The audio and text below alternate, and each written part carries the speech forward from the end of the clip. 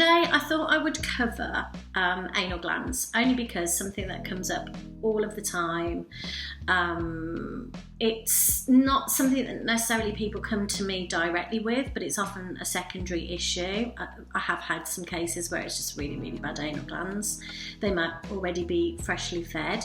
And today what I wanted to do was, have a very quick look at what anal glands are, what they do, what's the function, if any. Also, what can happen to them, the kind of symptoms that you might see. I think sometimes people might actually miss some of those symptoms. And then the kind of predisposing factors, or just factors that are obviously correlated to that. And what we might be able to do about it. I'm going to try and keep it down to half an hour. So if I'm going fast or I'm missing things, guys, let me know. Oh, hi, Michelle.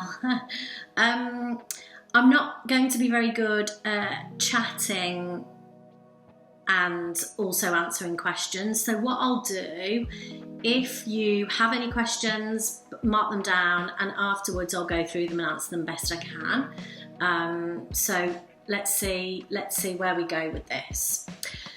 So the statistic here is that at least 10% of dogs have anal gland issues in their lifetime, and rather severe anal gland issues.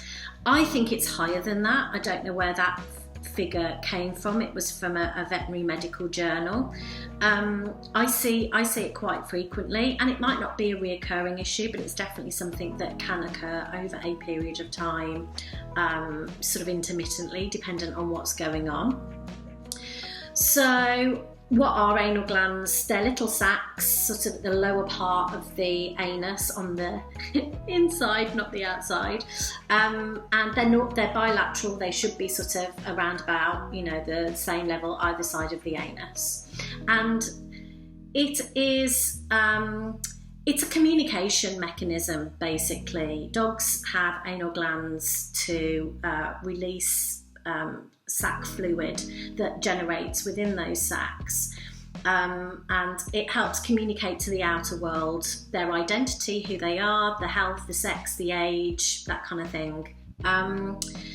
And it releases pheromones, so it really is scenting off. It's a scent mechanism, basically, but it does hold a huge amount of communication within those anal sac juices. And what happens is a feces should pass over nicely over the anal sac so that they are expressed well. And those, the anal sac fluid can obviously vary dependent on whether there are issues or perhaps even a particular time of the month, what you might have fed, all that kind of stuff. So that anal sac fluid kind of contains proteins and lysozymes, and what else does it contain? It contains immunoglobulins, immunoglobulin A, lactoferrin, other enzymes and things like that. So it's an unusual little mix. And they need to be expressed. It's also sort of a detoxification pathway for dogs. So, for any dogs that have had cancers or really bad abscesses or occurring, vets have previously actually removed anal glands, and I would absolutely say that's a big no-no for me if you can avoid that, unless it's a life-saving surgery. It can create all kinds of issues for dogs, and it is a genuinely good detoxification pathway as well. So the three main issues that arrive, so you've got impaction, inflammation, and abscess. Now the impaction is obviously just full anal glands, sacs that haven't been expressed effectively. Inflammation will obviously tend to occur secondary to that because they've actually not expressed that well. Sometimes you can have inflamed anal sacs, and for some reason there's not much anal sac fluid in there, but there could be a lot of irritation going on generally. And then abscessation obviously is when things start to become inflamed, impacted, and it's left too long, and obviously an abscess can occur from all that gunk and infection accumulating. Now with infections, normally they're cleared up with antibiotics. Some people go and have those anal glands expressed every so often, but what we really want to do is be looking at why there are even issues there in the first place. And I genuinely do have some people who are very up on nutrition and they feed a natural diet, maybe a raw species appropriate diet already, and they work with certain things, and that's when you actually go, there's something far greater going on here, and it's about looking at all of those different body systems and looking and seeing what exactly is it that's going on. It's quite rare that dogs will keep on having abscesses, but obviously if something is left untreated, they can actually burst and there can be other issues. So I'm all for helping to express the anal glands on the very odd occasion if it's desperately needed, and compresses can be amazing for drawing out some of the gunk. But obviously if things are really bad, always seek veterinary advice. This is not superseding veterinary advice, but this is about looking at more the reasons why and longer term implications, and then also how we can try and rectify that naturally. Okay, so what you're going to see, you're going to see scooting, which is a really normal thing, rubbing bottom along the grass, sometimes on your rug, nice. There might be some biting and nibbling, maybe round at the bottom if they can't get to the bottom. Sometimes it can be, at the back leg, at the paw, at the knee. Sometimes they might just be biting front paws because they're just really fed up. They might be itchy. Itchy is a really, really common one because obviously they're not detoxifying all of these additional fluids that are coming through, and there's obviously reason for that impaction, inflammation, even abscess in the first place. So there's definitely a collation of toxins, we'll call them toxins. What else might they be doing? They might not be able to sit down. They might sort of, the odd little yelp. That's when you really do need to go and see a vet and make sure that everything's okay. Rare occasion, maybe chasing tail. You just need to look out for anything that seems really unusual, basically. And look, most people that come here will be thinking, I already know my dog has anal gland issues and need to resolve them. So, predisposing factors. Probably the major thing here is it's very much to do with digestive function, mostly, and it quite often can derive from having constipation or diarrhea. Not always, but it just means that the feces either is too loose, maybe too firm, and the expression of those anal glands isn't happening effectively because that feces isn't at the right consistency as it should be as it passes through and should, let things flow.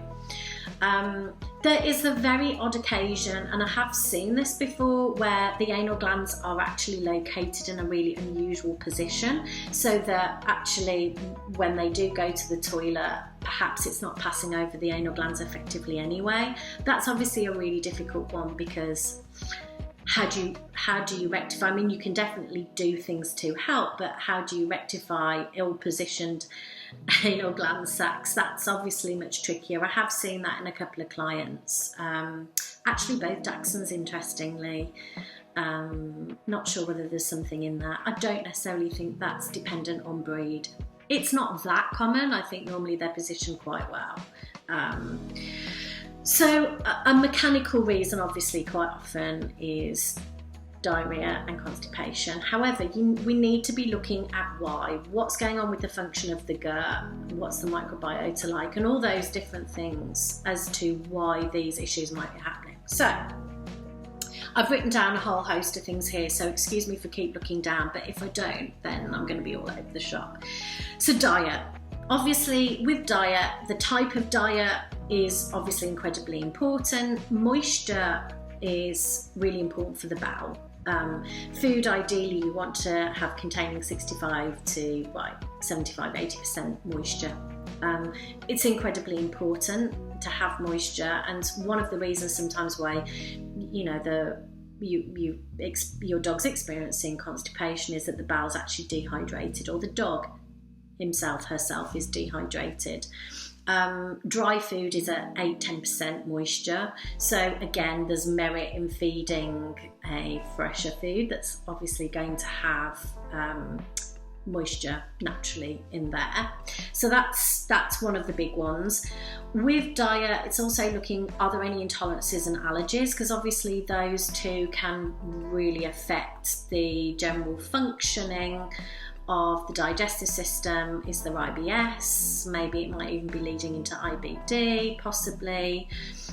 It's really important to be making sure that there aren't certain proteins or certain foods, even vegetation, that aren't causing certain issues. That would be a really, really important one.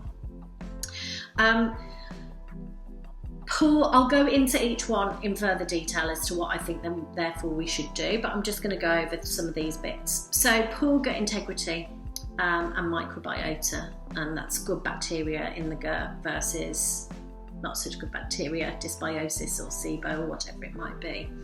Now, poor gut integrity is always going to affect the barrier mucosa, and the barrier mucosa is responsible for producing all that sexy mucin, which not only helps regulate digestive function, but it also helps for a smooth passage of food. That's incredibly important functioning of the digestive system, and that issue can arise for many reasons, and there are things that we can do to help with the gut integrity. Now, the gut microbiota, the good bacteria, is probably one of the most important ones alongside the integrity, because it helps regulate immune response, it helps with the digestion of certain foods, it can help produce serotonin in the gut, which is incredibly important. I'll talk about that in a bit. The good bacteria is, reliant, sort of 70% of immunity lies within the gut, and obviously that bacteria is incredibly important as to how well functioning that immune response is. So it really can help break down food, assimilate food, it can help produce other cofactors. It's incredibly important, so it can affect the function of digestion generally. And looking at the microbiota tests that you can do for dogs, it's always really interesting to see what is dominant, what's prevailing, what's going wrong, and you'll always see that there were certain aspects of a diet that aren't being fulfilled effectively, or there might be predispositions. So bacteria is incredibly important. So that's one massive one. When we're talking about the gut integrity and the microbiota and the general functioning of the gut, we're talking about, from the mouth all the way through down to the anus. And I think what's incredibly important to know is how well food is digested is multifunctional in terms of how well the digestive system is actually working. So if your dog isn't actually breaking down fats very well, maybe struggling with fats a little bit, that can actually create an issue with digestion itself. So you might be seeing more constipation, you might be seeing diarrhea. Fats can bring about either actually poor fat metabolism. Poor fat metabolism can derive from low stomach acids, and that tends to be derived from a few factors, but one of them is the gut integrity. But also something else, like the vagus nerve, for example, which I can also talk about. So sometimes you just might find that the liver's a little sluggish and might be producing too little bile, too much bile. Maybe it's being signalled from the digestive system, we need to digest these fats, we can't do it because the digestive system's not done it effectively. These all bring about issues with how well food's broken down, the motility of the food, and then obviously how good, it's all ultimately about how good the stool is, how good the feces is, as to how well it passes over the anal gland. So we have to look at every single possible aspect that might be impacting it. Serotonin receptors in the gut, and actually I'll talk about poor gut motility first. Now, poor gut motility can be a really, really big thing. And motility is, how quickly the food will move through the digestive system. Now, sometimes that can be because there isn't enough hydrochloric acid in the stomach, perhaps there aren't enough enzymes being produced, perhaps there's not enough bile being produced. But one of the biggest things with peristaltic motion is, or not just peristaltic motion, but also the signalling for certain functions of the digestive system, is the vagus nerve. And this is where we go into a whole new realm of all what might be going on, and this is where it gets a little more complex. So we're always talking about that gut-brain connection, and how the gut will send information to the brain and vice versa. Mostly it will be sending serotonin receptors up to the brain. There should be around about 95% serotonin receptors in the gut. That's the same for us as it is for dogs. And there will also be some GABA and a little bit of dopamine, and so it regulates mood response. Serotonin is responsible for helping with gut acids, for producing mucin in the digestive lining. And you'll find if your dog has low serotonin receptors in the gut, then the digestive system can really slow down, and that will cause constipation. And conversely, if the receptors are really high and they're not being used up effectively, then that can actually cause a really bad loose stool. So again, it's this quality of feces that comes from how functioning is the gut. So we have this information highway, the vagus nerve, that will obviously, communicate with the gut. So you've got the central nervous system and you've got the enteric nervous system. So central nervous system is, the brain and the spinal cord, and the enteric nervous system has like millions and millions of neurons that sprout out to lots of different parts of the body. And a lot of those neurons, millions of neurons go to the gut. And what you will sometimes find is, due to perhaps stress, due to mechanical issues, maybe there's some spinal cord issues, maybe there's a deficiency. The vagus nerve is very dependent on B vitamins and magnesium, and other factors as well, zinc and other things, but magnesium is a really, really big one. Then sometimes it could be to do with a deficiency or a poor under functioning vagus nerve, and that vagus nerve is always going to dictate how easily the food will empty into the intestines. And that's a really, really big thing when you've got anal gland issues. You quite often find these dogs get constipation or the opposite. Constipation is a really, really common one. So you can see there's lots of layers. Stress is obviously going to impact that. It's going to impact the vagus nerve. It's going to impact how the B vitamins and the magnesium are used. It's also going to want to shut down the digestive system because the body goes into fight or flight mode. So, when cortisol levels get raised, when we're stressed, because it's the same mechanism, what we will do is we will also release a form of cortisol called endocotropin, and that will dump into the gut, and it will tell the gut we're on fight or flight mode. This digestive process is not important. We need to shut it down because we've got to pump blood to the peripheries because we've got to run.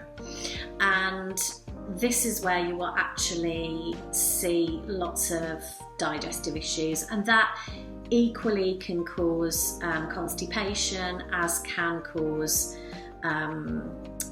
digestive upset, diarrhea. And actually, what you will often find if your dog is experiencing those really big waves of cortisol levels and really stressful events, someone's just said they've moved house, somebody who sees me normally, and we've got the doggo to a really good point, and she's just had a few little iffy moments of anal gland issues, but we've kind of kept it on track, and then she's experienced this mass stress, and now I believe there's impaction and an abscess. So it's one of those things, sometimes it's like a duck gliding on water.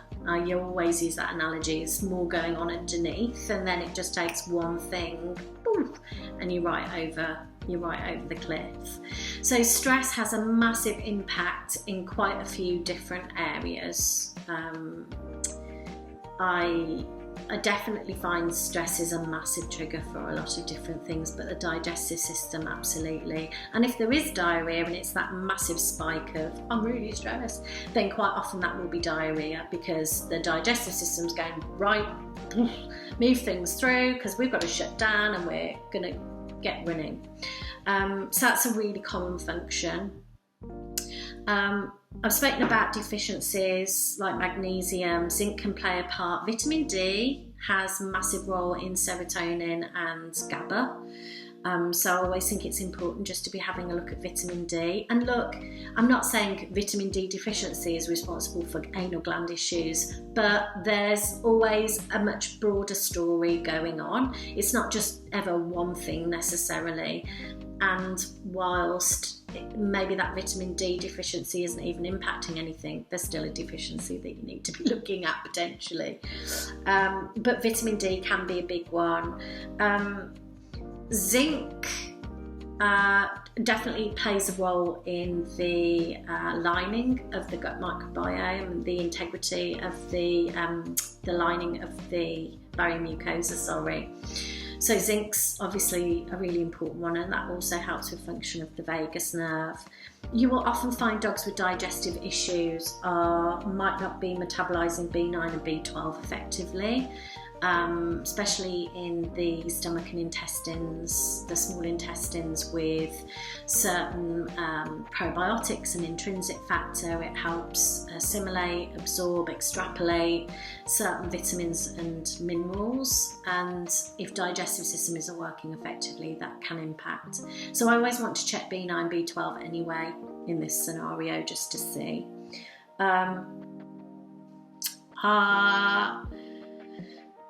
There is actually, if the vagus nerve really isn't working well, I actually noted this down, and I think this is a whole nother thing, but I've definitely seen some of this in my practice, especially as time's going on and dogs are getting sicker and sicker and it's harder to deal with. Gastroparesis, which is actually stops food from moving and emptying into the intestines effectively. That's definitely very much correlated to vagus nerve function, nerve damage. And that's where you maybe want to be looking at osteopathy, acupuncture, and obviously vitamins and minerals and a certain kind of diet that can help support that too. I've mentioned magnesium, but actually fatty acids, omega-3 fatty acids, are really good in this instance.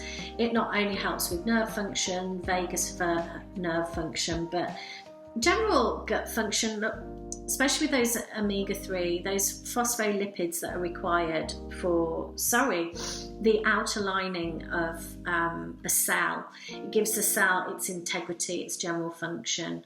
Omega-3 fatty acids and some other fatty acids as well are crucial for the integrity of a really healthy cell. So you want to make sure that obviously nerve conduction, cell conduction, especially when you're thinking about serotonin and GABA and things like that, it's incredibly important to make sure that the fatty acid profile, which you can actually check in an animal, is right, as it should be. Dehydration I've spoken about in diet, kind of. Dehydration is a really, really big one, and would be the first thing that I would go, is your dog dehydrated? Let's look at that first. Is your dog on a raw fed diet potentially? If it is there too much bone in there? Is there too much root veggies, that kind of thing? But generally I want to be looking at a fresher diet, 100%, which we'll talk about in a sec. Hormones are a really big one. There's more research on the human side than the other side. On the canine side, so much more research, which we tend to take quite a bit of research from there and intertwine it with the canine research that we do have. Hormones like estrogen, low estrogen can always cause constipation. High estrogen can cause diarrhea. There are estrogen receptors in the gut, and obviously if you a dog that maybe has come into season, or a dog that perhaps has just been spayed, even neutered, it will make a difference on all hormones, but estrogen particularly. I would also be checking the thyroid, hypothyroidism and underfunctioning thyroid. Whatever the reason for that, can often cause slow motility, lower metabolism of food, and that can cause constipation, which can cause issues with the anal glands. So I'd definitely be looking at that. General exercise, movement, how well are they moving? That can also help to some degree. And a really big thing, I think, are toxins. What toxins are going in? Are you giving flea and worming treatments? Are the worming treatments actually necessary? Can we perhaps do a worming count with FeetLab or wormcount.com or someone like that? And try and reduce as many toxins as possible, especially if your dog is having those issues. You know that there is a level of toxicity there anyway. That's obviously not the detoxification pathways that the anal gland emptying isn't as effective, is obviously going to affect the toxicity of the body. So those would probably be the main things that we would be looking at, particularly in consultation. Sometimes it can be the simplest of things, but there are lots and lots and lots of factors that, maybe a few, maybe one, maybe something really serious, and sometimes, when you've had a client come to you and they've been through pretty much everything, that there's going to be potentially other things as well going on. So what to do? I will speed this up a bit, guys, because I've been half an hour already. Fresh diet, obviously the best, particularly for anal gland issues, and I'm always fresh is best. If it comes as cooked, so be it. There are some dogs that come to me, they just cannot tolerate raw, or raw isn't the right thing for them, or the owner doesn't believe in raw but wants something fresh. I totally respect that, but quite often a species appropriate diet can really, really help in this instance. So often the mince bone, the cartilage, the fibre, maybe you might be getting some fibre from vegetation as well, but that silage and fibrous content from the bone can actually really help firm up that feces and move it through. And as soon as you go on a raw food diet, and I'm sure a lot of you are already, with the raw food diet, it can really, really help with that firming of the stool. You quite often notice that the stool volume will go down, and they'll be harder and drier. We don't want them really dry and white, but we want them harder. An ideal poo should be pick-upable between fingers. It should be kickable, but it shouldn't crumble or be super, super white, although it may go white in time. Vegetables, obviously insoluble fibre and soluble fibre, really, really important. So that's where vegetables can come in. I have some dogs that don't tolerate vegetables very well. You go into some of these groups and they're really militant. You cannot feed, they are carnivores and they do not need vegetation. And I find they hold a really nice value. Some dogs do really well on vegetation, and sometimes that's the one thing that really helps with the process of, maybe constipation or the other diarrhea, and it can really help solidify the poo. I meant to say poo on here, stool. So, you know, I think everything has a value, and what might suit one dog is not necessarily going to suit the next, but vegetables can be incredibly helpful. And the nice thing is, quite often they do have insoluble and soluble. Now, the difference with soluble fibre is it absorbs water and it becomes gelatinous, and it will actually slow down the transit of food slightly. So sometimes if it's too fast, if there's been diarrhea, that is amazing. With insoluble fibre will not mix with the water, but it will bulk things out, and that can actually speed up the transit. And if there's a slow transit, you might want to speed up. Now, one of the things that I do use sometimes, if you know, we're on a raw food diet, we're looking at loads of other things, is psyllium. Psyllium is a fibre, but it's insoluble and soluble, soluble by about 70%. Now, some dogs are really sensitive to it, and so if they're constipated, it might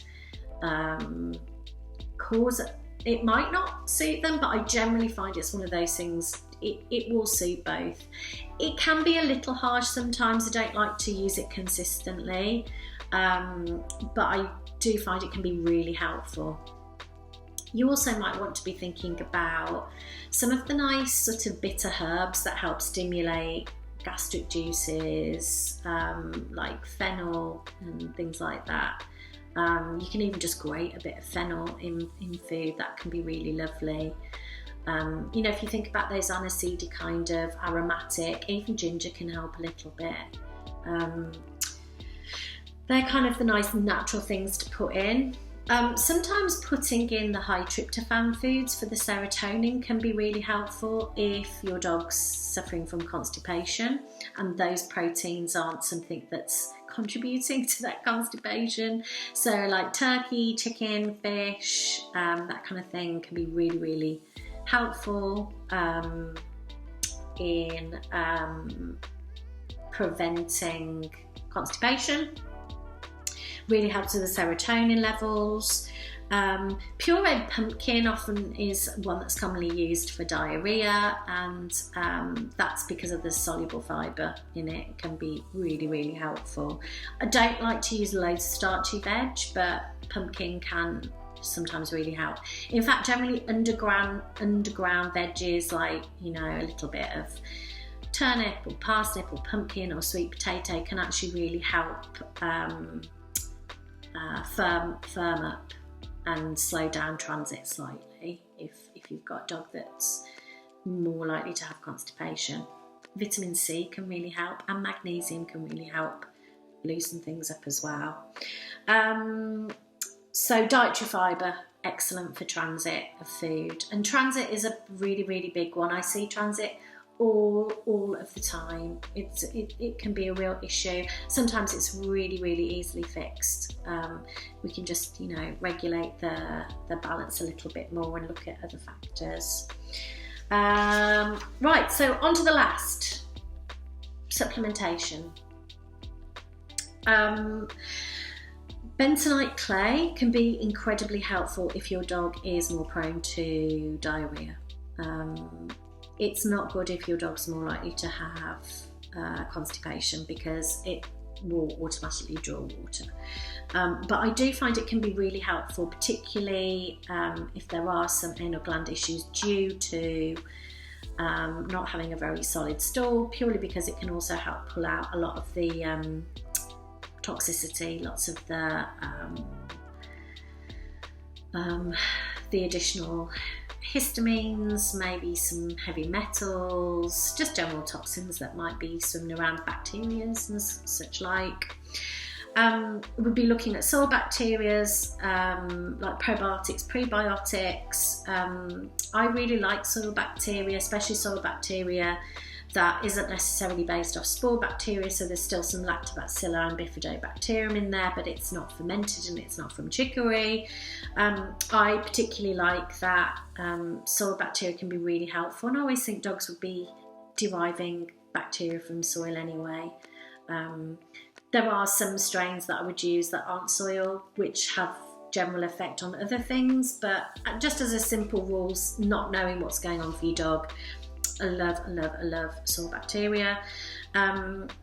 Prebiotics can be really helpful, but you could be getting that from some vegetation, from your pumpkin and some asparagus and that kind of thing. Enzymes can be incredibly helpful as well.